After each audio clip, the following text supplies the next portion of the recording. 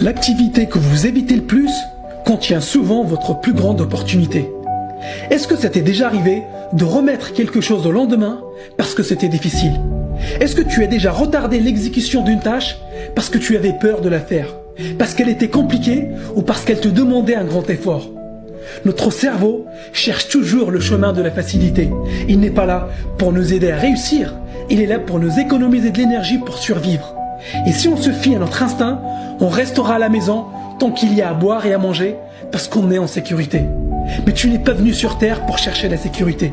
Tu es là parce que tu as une mission à accomplir. Tu es là parce que tu as un rêve à réaliser.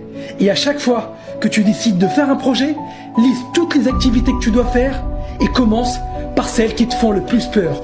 Ces activités sont souvent celles qui te permettront de faire la différence. Ces activités sont celles que la majorité des gens ne sont pas prêts à faire. Ce sont ces activités qui te donneront l'avantage et te rapprocheront de ton objectif.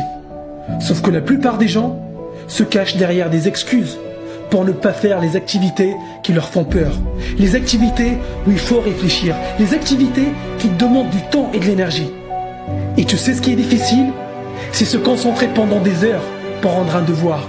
C'est se poser et réfléchir à son avenir et regarder la réalité en face. C'est travailler tous les jours sur son projet, même quand tu ne vois pas les résultats.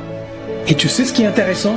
Même quand tu fais ce qui te passionne, tu auras toujours des choses à faire qui te challenge. Des choses qui te poussent à sortir de ta zone de confort. Si tu te sens légèrement inconfortable tous les jours, c'est que tu es sur le bon chemin. L'inconfort est synonyme de progression. Tu ne peux pas devenir meilleur si tu restes dans ta zone de confort. Tu ne peux pas apprendre de nouvelles choses si tu continues à faire ce que tu as toujours fait. Tu dois rester en mouvement. Tu dois constamment te challenger en faisant les choses difficiles. Et ce sont ces choses difficiles qui contiennent la clé de ta réussite. Zig Ziglar expliquait que la réussite est comme un couloir. La plupart des gens avancent dans ce couloir et essayent d'ouvrir la première porte qu'ils trouvent. Et si cette porte est fermée, ils font demi-tour et ils disent que le succès n'est pas pour eux, que c'est trop dur, qu'ils n'y arriveront jamais. Alors que tout ce qu'ils avaient à faire est de continuer à avancer dans ce couloir et de tenter d'ouvrir une nouvelle porte. Il y a sûrement une porte ouverte dans ce couloir, mais ils ne sauront jamais laquelle c'est parce qu'ils ont abandonné au bout de la première. Donc, parfois, même quand tu vas sortir de ta zone de confort, tu vas faire des choses difficiles, tu vas te challenger, mais tu ne verras pas forcément la réussite dès le premier coup. Tu vas douter, tu vas te demander si tu es vraiment fait pour ça. Des gens vont te critiquer, ils vont te dire que tu ne vas pas y arriver. Mais c'est durant ces moments-là que tu dois te rappeler qu'il y a toujours une porte ouverte dans le couloir de la réussite. Que tôt ou tard, ça sera ton tour. Et souviens-toi, plus que tu fais difficile, et moins il y aura de la concurrence. La plupart des gens cherchent des raccourcis, ils cherchent la pilule magique.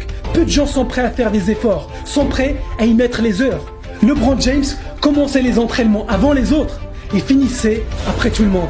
Bill Gates a travaillé 10 ans dans l'ombre pour bâtir Microsoft et il lisait des thèses de doctorat pendant ses vacances. Travailler dur n'est pas une obligation, mais une nécessité si tu veux accélérer ta réussite. Si tu ne veux pas travailler 70 heures par semaine, concentre-toi sur les choses les plus rentables.